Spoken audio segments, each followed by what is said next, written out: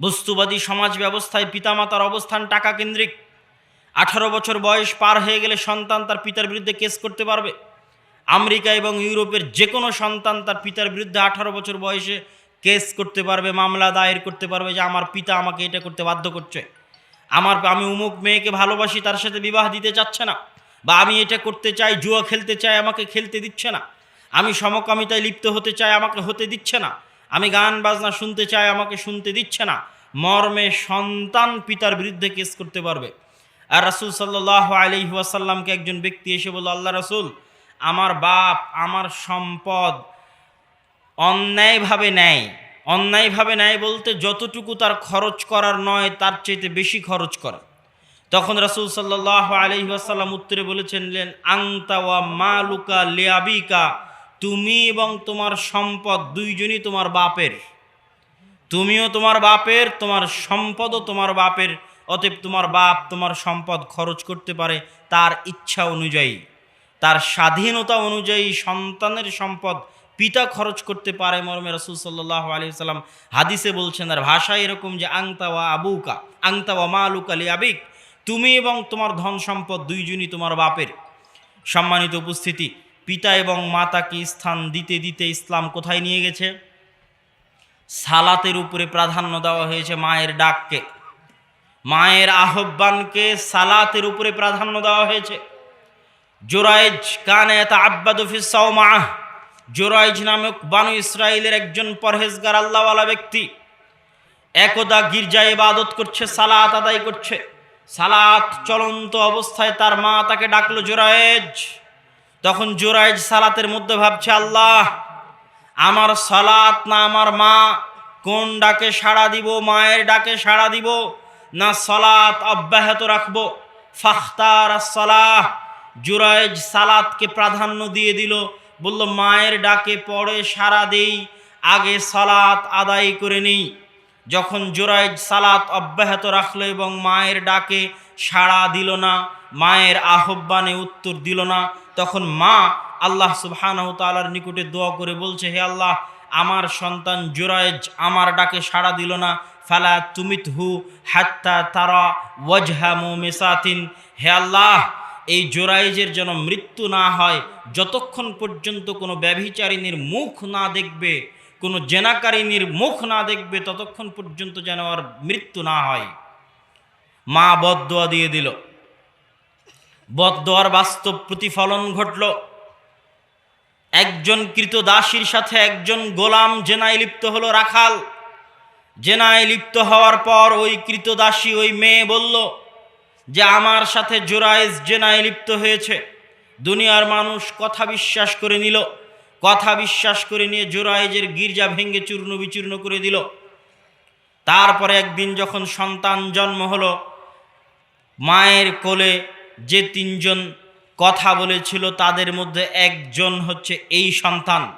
সন্তান জন্ম নেওয়ার পর জুরাইজ সন্তানকে জিজ্ঞেস করলো, মান আবুক, এ বাচ্চা, বলো তো তোমার পিতাকে? তখন কোলের বাচ্চা বলে উঠছে, আমার পিতা হচ্ছে রাঈল গানাম, ওই যে ছাগল চড়াতো ওই রাখাল, তার নাম উল্লেখ করে বলল। তখন মানুষ বুঝলো যে জুরাইজ নিষ্পাপ, নির্দোষ। কিন্তু আমাদের হাদিসের উদ্দেশ্য এটা নয়। আমাদের হাদিসের উদ্দেশ্য হচ্ছে মায়ের আহ্বানে সাড়া না দেওয়াই এবং সালাত অব্যাহত রাখাই। সালাতের মতো ইবাদত অব্যাহত রেখেছে মায়ের আহ্বানে সাড়া না দিয়ে, এবং মা বদদোয়া করেছে, আর সেই বদদোয়া আল্লাহ সুবহানাহু ওয়া তাআলা কবুল করে নিয়েছে। মায়ের স্থান এত উপরে। বহু অসংখ্য হাদিস আছে রাসূল সাল্লাল্লাহু আলাইহি ওয়াসাল্লামের হাদিসের ভান্ডারে, যেখানে তওবা করার জন্য আল্লাহ রাসূলের কাছে মানুষ এসেছে। কি বলছে? বলছে, ইয়া রাসূলুল্লাহ, আযনাবতু যামবান কাবীরা, হে আল্লাহ রাসূল, মহা পাপ করে ফেলেছি। কেউ পাপের নাম উল্লেখ করেছে, কেউ উল্লেখ করেনি। একজন পাপের নাম উল্লেখ করে বলছে, আল্লাহ রাসূল, হত্যা করে ফেলেছি। কেউ পাপের নাম উল্লেখ করে বলছে, আল্লাহ রাসূল, জিনা করে ফেলেছি। আযনাবতু যামবান কাবীরা, মহা পাপ করে ফেলেছি। তওবার কি কোনো রাস্তা আছে? রাসূল সাল্লাল্লাহু আলাইহি ওয়াসাল্লাম বললেন, আ উম্মুকা হাইয়াতুন, তোমাদের মা কি জীবিত আছে? তোমাদের পিতামাতা কি জীবিত আছে? জেনার পাপ থেকে বাঁচতে চাও, তওবা পেতে চাও, হত্যার পাপ থেকে তওবা পেতে চাও, পৃথিবীর যে কোনো পাপ থেকে তওবা পেতে চাও, পিতামাতা যদি বেঁচে থাকে তাহলে পিতামাতার খেদমত করো, পিতামাতার সেবা করো, ওই গুনাহ ক্ষমা হয়ে যাবে। রাসূল সাল্লাল্লাহু আলাইহি ওয়াসাল্লামের হাদিস। পিতামাতাকে স্থান দিতে দিতে দিতে দিতে রাসূল সাল্লাল্লাহু আলাইহি ওয়াসাল্লাম কোথায় নিয়ে গেছে? একজন ব্যক্তি রাসূল সাল্লাল্লাহু আলাইহি ওয়াসাল্লামকে বলেন, ইয়া আল্লাহ রাসূল, উরিদান উজাহিদা ফি সাবিলিল্লাহ মা'ক,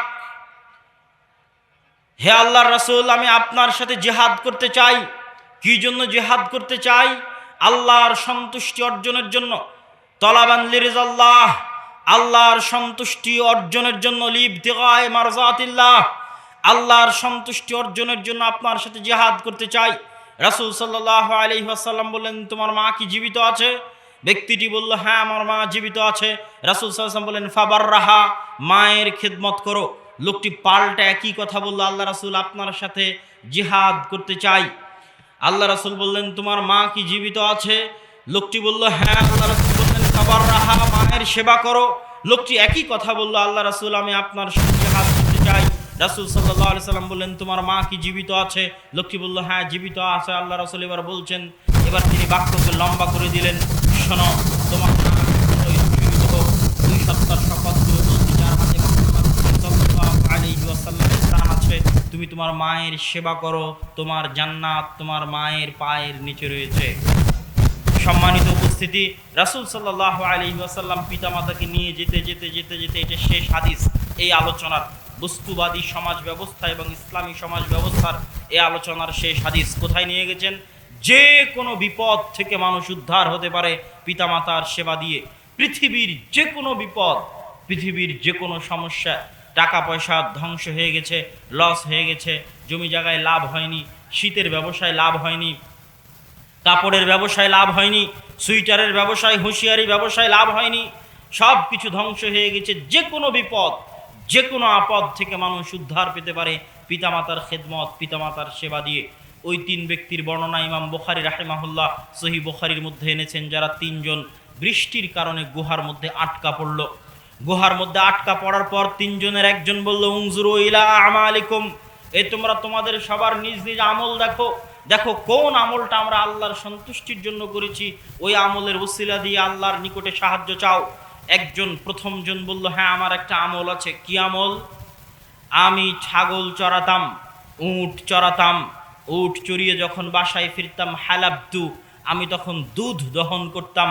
দুধ দহন করে আক্রাহু, আমি অপছন্দ করতাম যে আমার এই দুধ আমার সন্তান সন্ততিকে আগে খাওয়াবো, আমার পিতামাতার আগে, এটা আমি অপছন্দ করতাম। তো সব সময় দুধ দহন করার পর আগে পিতামাতাকে দিতাম, যেন পিতামাতা সেই দুধ খায়, তারপরে যেটা অতিরিক্ত থাকবে সেটা সন্তান সন্ততিকে দিব। এই ছিল আমার প্রতিদিনের মামুল, নিয়ম, রুলস, রুটিন। কিন্তু একদিন দেরি হলো। দেরি হয়ে যাওয়ার ফলে এসে দেখি পিতামাতা ঘুমে গেছে। না মা ওয়ালিদাইয়া, আমার পিতামাতা ঘুম চলে গেছে। ওয়াসাবিয়াতি ইয়াতাদাওগানি ইনদা রিজলি, আর আমার ছোট ছোট বাচ্চা কান্নাকাটি করছে ক্ষুধার জ্বালায় খাবারের জন্য আমার পায়ের আশেপাশে। আমি দুধ দহন করে নিয়ে এসে আমি অপছন্দ করলাম যে আমার পিতামাতার ঘুম ভাঙিয়ে তাদেরকে ডাক দিব, এই ডাক দেওয়াকে অপছন্দ করলাম। আবার এটাও আমার মন মানছিল না যে এতদিন যাবৎ পিতামাতাকে আগে দুধ দিয়েছি, আজকে আমার সন্তান সন্ততিকে আগে দুধ দিব, এটা আমার মন মানতে পারছিল না। ফালাম ইয়াজাল দাবি ওয়া দাবুহুম, এইভাবে আমার সন্তান সন্ততি কাঁদতে থাকলো, আর আমি দুধের হাঁড়ি নিয়ে দাঁড়িয়ে থাকলাম। সকাল হয়ে গেল, ফজর হয়ে গেল। যখন পিতামাতার ঘুম ভাঙলো তখন তাদেরকে প্রথমে দুধ দিলাম, তারপরে আমার সন্তান সন্ততিকে দিলাম।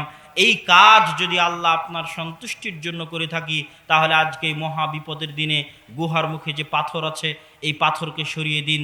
বলা কথা শেষ হয়নি, সাথে সাথে গুহার মুখ থেকে পাথর সরে গেল। এটাই মায়ের সেবা, পিতার সেবার বরকত, রহমত, দয়া এবং আল্লাহ সুবহানাহু তাআলার দান। সম্মানিত উপস্থিতি, সমাজ বলতে কি বুঝায়? সমাজ হচ্ছে ব্যক্তি দিয়ে সমাজ হয় না, পরিবার, 4-5টা 10-15টা পরিবার দিয়ে সমাজ। এবং এই সমাজের সবচেয়ে গুরুত্বপূর্ণ এলিমেন্ট হচ্ছে পিতামাতা। এই পিতামাতার অবস্থান বস্তুবাদী সমাজে কেমন আর ইসলামী সমাজে কেমন, তার একটা নমুনা আপনাদের সামনে পেশ করলাম। যে আমাদের সমাজের সবচেয়ে গুরুত্বপূর্ণ উপাদান হচ্ছে বাপ মা। সেই বাপ মায়ের অবস্থান বস্তুবাদী সমাজে কি আর ইসলামী সমাজে কি, সেটা আপনাদের সামনে পেশ করলাম। এবার আমরা দেখব আমাদের এই সমাজের দ্বিতীয় গুরুত্বপূর্ণ উপাদান হচ্ছে আমাদের মায়েরা এবং আমাদের বোনেরা। তাদের অবস্থান বস্তুবাদী সমাজে কি, আর তাদের অবস্থান ইসলামী সমাজে কি, এবং সে অনুযায়ী আমাদের করণীয় কি।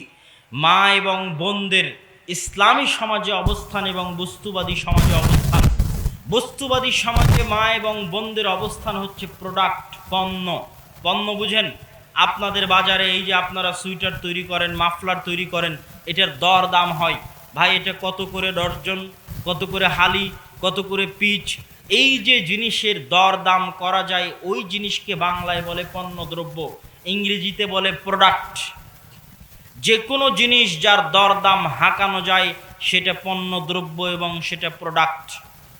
বস্তুবাদী সমাজ ব্যবস্থায় মা এবং বোনদের অবস্থান হচ্ছে পণ্যদ্রব্য। বস্তুবাদী সমাজ ব্যবস্থায় মা এবং বোনদের অবস্থান হচ্ছে প্রোডাক্ট। কিভাবে? আমি আপনাকে একটা মিনিট দেখাই কিভাবে। তবে তার আগে আর একটা কথা বলে নিই। ইসলামী সমাজে আদম সন্তানের এই শরীরের মূল্য কোনো কিছুর দাম দিয়ে নির্ধারণ করা হারাম। কেননা এই শরীরকে আল্লাহ সুবহানাহু ওয়া তাআলা নিজে হাতে তৈরি করেছে। আদম আলাইহিস সালাতু ওয়াস সালামকে আল্লাহ নিজে হাতে তৈরি করেছেন। এই শরীর আদম আলাইহিস সালাতু ওয়াস সালামের শরীর, যেটা আল্লাহ সুবহানাহু ওয়া তাআলা নিজে হাতে সৃষ্টি করেছে এবং ঘোষণা করেছেন আশরাফুল মাখলুকাত। পৃথিবীর সকল সৃষ্টিজীবের শ্রেষ্ঠ সৃষ্টি হচ্ছেন আল্লাহ সুবহানাহু ওয়া তাআলার সৃষ্টি আদম আলাইহিস সালাতু ওয়াস সালাম, সকল সৃষ্টিজীবের শ্রেষ্ঠ সৃষ্টি। এই জন্য যেই সৃষ্টিকে আল্লাহ নিজে হাতে সৃষ্টি করেছেন তাকে বাজারে বিক্রি করা হারাম। এই জন্য আদম সন্তানের চুলও যদি কেউ বাজারে বিক্রি করে তাহলে আদম আলাইহিস সালামের অপমান হবে। কেউ যদি রক্ত বিক্রি করে আদম আলাইহিস সালাতু ওয়াস সালামের অপমান হবে। কেউ যদি কিডনি বিক্রি করে আদম আলাইহিস সালাতু ওয়াস সালামের অপমান হবে।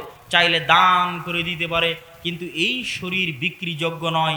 বাজারে গরু ছাগল বিক্রি হতে পারে, গম ধান চাল বিক্রি হতে পারে, আপনার সুইটার মাফলার বিক্রি হতে পারে, কিন্তু আদম সন্তানের শরীর বিক্রি হতে পারে না। এটা হচ্ছে আদম সন্তানের শরীর বিষয়ে, হাওয়া আলাইহা সালাতু ওয়াস সালামের শরীর বিষয়ে ইসলামের মূল ভিত্তি। কিন্তু পাশ্চাত্য সমাজে, বস্তুবাদী সমাজে মা এবং বোনদের শরীরকে বানানো হয়েছে পণ্যদ্রব্য এবং প্রোডাক্ট, বিক্রিযোগ্য পণ্য। কিভাবে বিক্রিযোগ্য পণ্য? আপনারা অবশ্যই জানেন যে বিমানে যখন উঠেন তখন বিমানবালা থাকে। বিমানবালারা যেই কাজ করে ওই কাজ কি কোনো ছেলে মানুষ করতে পারবে না? পারবে না? পারবে না? পারবে। তাহলে ওখানে বিমানবালা চাকরি করছে যোগ্যতা দিয়ে না চেহারা বিক্রি করে? চেহারা বিক্রি করে। রিসেপশনের দায়িত্ব যে মেয়ে পালন করছে ওই দায়িত্ব একজন ছেলে পালন করতে পারবে না? পারবে না? পারবে। তাহলে ওখানে একজন মেয়ে রিসেপশনের চাকরি করছে তার যোগ্যতা দিয়ে না তার চেহারা বিক্রি করে? চেহারা বিক্রি করে। যখন আপনি টিভি ওপেন করছেন, টিভিতে যখন অ্যাড আসতেছে, তখন যত জিনিসের অ্যাড আসছে ওই জিনিসগুলো কি শুধু মহিলা মানুষ ব্যবহার করে? পৃথিবীতে কি পুরুষ মানুষ নেই যে পুরুষ মানুষ কোনো কিছু খায় না, কোনো কিছু পান করে না? চাও খায় না, বিস্কিটও খায় না, চানাচুরও খায় না। চা শুধু মহিলা মানুষই খায়, চানাচুর বিস্কুট শুধু মহিলা মানুষই খায়। তো যেই জিনিসেরই অ্যাড আসে ওই জিনিসের সাথে শুধু মহিলা মানুষ থাকে। এটা তার যোগ্যতাকে সে বিক্রি করেনি, এটা সে তার চেহারাকে বিক্রি করেছে। আপনি শোরুমে যাবেন, গাড়ির শোরুমে, বড় বড় গাড়ির শোরুমে কেন মহিলা মানুষ দাঁড়িয়ে আছে? মহিলা মানুষ তার যোগ্যতা দিয়ে আপনাকে কনভিন্স করবে এই জন্য নয়, তার চেহারা দিয়ে আপনাকে কনভিন্স করবে এই জন্য। বড় বড় রেস্টুরেন্টে যাবেন, সেখানে কেন মহিলা মানুষ আছে? ছেলে মানুষ কি কাজ করতে পারবে না? পারবে। কিন্তু মহিলা মানুষ আছে যেন তার চেহারা দিয়ে আপনাকে কনভিন্স করতে পারে। চেহারা বিক্রি করে তারা টাকা ইনকাম করতেছে। এই যে চেহারা বিক্রি করে টাকা ইনকাম করা, যোগ্যতা বিক্রি করে টাকা ইনকাম করা সম্মানের, যোগ্যতা বিক্রি করে টাকা ইনকাম করা মর্যাদার। একজন স্কুলের শিক্ষিকা, আলহামদুলিল্লাহ কোনো সমস্যা নেই, সে তার যোগ্যতা বিক্রি করে টাকা ইনকাম করতেছে। পর্দার বিষয়টা আমি পরে আসতেছি। কিন্তু এই যে বিভিন্ন পদগুলোতে জোরপূর্বক মহিলা মানুষকে নিযুক্ত করা হয় এবং মহিলা মানুষ ছাড়া অন্য কাউকে নেওয়া হয় না, ইচ্ছাকৃতভাবে জোরপূর্বকভাবে। এমনকি যদি যেই দিন এসএসসি পরীক্ষার রেজাল্ট দিবে, এইচএসসি পরীক্ষার রেজাল্ট দিবে, ওই দিন প্রথম আলো, কালের কণ্ঠ, নয়া দিগন্ত খুললে মনে হবে সারা বাংলাদেশে কোনো ছেলে ছাত্র পরীক্ষা দেয়নি, শুধু ছাত্রীরাই সারা বাংলাদেশে পরীক্ষা দিয়েছে, সারা বাংলাদেশে কোনো ছাত্র ছিল না পরীক্ষা দেওয়ার মতো। এই যে ইচ্ছাকৃতভাবে এই সমস্ত জায়গাগুলোতে জোরপূর্বক মেয়েদেরকে দেওয়া এবং বসানো, ওই পত্রিকা কেন মেয়ের ছবি দিয়েছে? যেন পত্রিকার কাটিং বাড়ে, মানুষ বেশি পত্রিকা নেয়, প্রথম দর্শনেই যেন মানুষের চোখে ভালো লাগে। এগুলো প্রত্যেকটা হচ্ছে আমাদের মা এবং বোনদেরকে পণ্যদ্রব্য বানানো। বাজারে যেমন গরু ছাগল বিক্রি হয়, বাজারে যেমন চাল ডাল বিক্রি হয়, এইভাবে মা এবং বোনদের চেহারাকে বাজারে বিক্রি করা হয়েছে। এটা হচ্ছে বস্তুবাদী সমাজে একজন মেয়ের অবস্থান। বস্তুবাদী সমাজে একজন মেয়ে শুধুমাত্র প্রোডাক্ট, যাকে ব্যবহার করা হবে, যার চেহারাকে বিক্রি করা হবে। কিন্তু ইসলামী সমাজে একজন মা এবং বোনের অবস্থান কোথায়? ইসলামী সমাজে একজন মা এবং বোনের অবস্থানের মধ্যে মায়ের হাদিস তো আপনারা শুনেই নিয়েছেন, যে একজন মা সম্পর্কে রাসূল সাল্লাল্লাহু আলাইহি ওয়াসাল্লাম কি বলছে। কিন্তু বাহ্যিকভাবে একটি পরিবার টিকিয়ে রাখতে মা এবং বোনদের দায়িত্ব সবচেয়ে বড়। এই জন্য ইসলামী সমাজে মা এবং বোনদের ভূমিকা, ইসলামী সমাজে মা এবং বোনের ভূমিকা হচ্ছে তারা সন্তান সন্ততি লালন পালন করবে। শায়েখ আব্দুর রাজ্জাক বিন ইউসুফ এক বক্তব্যে বলেছিলেন যে মা এবং বোনদের কাজ করা হচ্ছে, মা এবং বোনদের দায়িত্ব হচ্ছে স্বামীর সেবা করা এবং সন্তান সন্ততি লালন পালন করা। এই বক্তব্যের কারণে বহু নারীবাদী ক্ষিপ্ত হয়ে গেছিল, কিন্তু আজকে আমি এই বক্তব্যের ব্যাখ্যা আপনাকে করে দিচ্ছি। আল্লাহ সুবহানাহু তাআলা নিজে মায়ের পেটে 10 মাস 10 দিন ধারণের মাধ্যমে আমার এবং আপনার জন্মের ব্যবস্থা করেছে। ঠিক ওই আল্লাহ সুবহানাহু তাআলাই 2.5 বছর 3 বছর মায়ের বুকের দুধ পান করানোর মাধ্যমে আমার এবং আপনার পৃথিবীতে আগমনের পর রিজিকের ব্যবস্থা করেছেন। আর এই সিস্টেম শুধু মুসলমানদের নয়, হিন্দু, বৌদ্ধ, ইহুদি, খ্রিস্টান, কালো বর্ণ, সাদা বর্ণ, এশিয়ান, আফ্রিকান, ইউরোপিয়ান, যেই হোক না কেন, প্রত্যেকেই তার মায়ের পেটে 10 মাস 10 দিন থাকার পরে পৃথিবীতে এসে মায়ের বুকের দুধ পান করেই পৃথিবীতে তার যাত্রা শুরু হয়, যা প্রমাণ বহন করে যে আল্লাহ সুবহানাহু তাআলা মায়েদেরকে সবচেয়ে বড় যে জিম্মেদারি দিয়েছেন সেটা হচ্ছে সন্তান সন্ততি মানুষ করা, লালন পালন করা। কিন্তু এই জিম্মেদারিটা কত বড় এবং কত গুরুত্বপূর্ণ এটা কিন্তু আমি এবং আপনি জানি না, আমার এবং আপনার মা এবং বোনেরাও জানে না যে এই জিম্মেদারিটা কত গুরুত্বপূর্ণ। আজকে যে সমস্ত মা এবং বোন বসে আছে তারাও জানে না। আমি শুধু আপনাকে একটু উদাহরণ দিয়ে বলি যে এই দায়িত্বটা কত গুরুত্বপূর্ণ। আজকে মা এবং বোনেরা ক্যারিয়ার গঠনের নামে যত জায়গায় তাদের পদার্পণ করুক না কেন, যা কিছু শিখুক না কেন, গত কয়েকদিন আগে আপনারা সংবাদ দেখেছেন যে মেট্রো রেলের চালিকা হচ্ছে একজন মহিলা। তারপরে মহিলা যদি মেট্রো রেল চালানো শিখে, পারমাণবিক বম তৈরি করা শিখে, মহিলা মানুষ যদি চন্দ্রে যাওয়া শিখে, মঙ্গল গ্রহে যাওয়া শিখে, মহিলা মানুষ যদি পিএইচডি করে, মহিলা মানুষ যদি ডাক্তারনি হয়, মহিলা মানুষ যদি বড় বড় গবেষণা করা শিখে, আমি আল্লাহর কসম করে বলতে চাই যা কিছু দুনিয়াতে মহিলা মানুষ শিখবে এবং করবে, যত কঠিন কাজই হোক না কেন, অনেক বড় বিখ্যাত মহিলা ডাক্তার হয়ে গেছে, অনেক বড় মহিলা ইঞ্জিনিয়ার হয়ে গেছে, অনেক বড় মহিলা নভোচারী হয়ে গেছে, অনেক বড় মহিলা এসে মেট্রো রেল চালানো শিখে ফেলেছে। যা কিছু শিখুক না কেন তার এই প্রত্যেকটা শিখার চাইতে সবচেয়ে কঠিন তথা বড় ডাক্তার হওয়ার চাইতেও কঠিন, ডাক্তারি বিদ্যা শিখার চাইতে কঠিন, বড় ইঞ্জিনিয়ার হওয়ার চাইতে কঠিন তথা ইঞ্জিনিয়ারিং বিদ্যা শিখার চাইতে কঠিন, মঙ্গল গ্রহ চন্দ্রে যাওয়ার চাইতে কঠিন, পারমাণবিক বম তৈরি করার চাইতে কঠিন। পৃথিবীতে মহিলা মানুষ যা কিছু শিখছে, যা কিছু শিখবে, যা কিছু শিখাবে, তার সকল কিছুর চাইতে কঠিন হচ্ছে একটা ছোট্ট বাচ্চাকে সৎ মানুষ রূপে গড়ে তোলা। এটা অত সহজ কাজ নয়। যা কিছু আমাদের মা এবং বোনেরা শিখছে তার চাইতে হাজার গুণে লাখো গুণে কঠিন। না হলে করে দেখেন, আপনি শুরু করে দেখেন যে একজন ছোট্ট বাচ্চাকে সৎ মানুষ রূপে গড়ে তোলা কত কঠিন। এত কঠিন দায়িত্ব আল্লাহ সুবহানাহু ওয়া তাআলা মা এবং বোনদেরকে দিয়েছে, কিন্তু আমরা কি বুঝলাম? আমরা বুঝলাম যে মা এবং বোন ঘরে বসে আছে সে বেকার, আর যে ক্যারিয়ার গঠনের নামে 2টা টাকা ইনকামের নামে গার্মেন্টসে গিয়ে নিজের শরীর বিলিয়ে দিল, চাকরি করার নামে স্বামীর খেদমত করলে দাসত্ব, আর চাকরি করার নামে বসের বিছানায় গেলে সেটা হচ্ছে ক্যারিয়ার গঠন। নাউজুবিল্লাহ।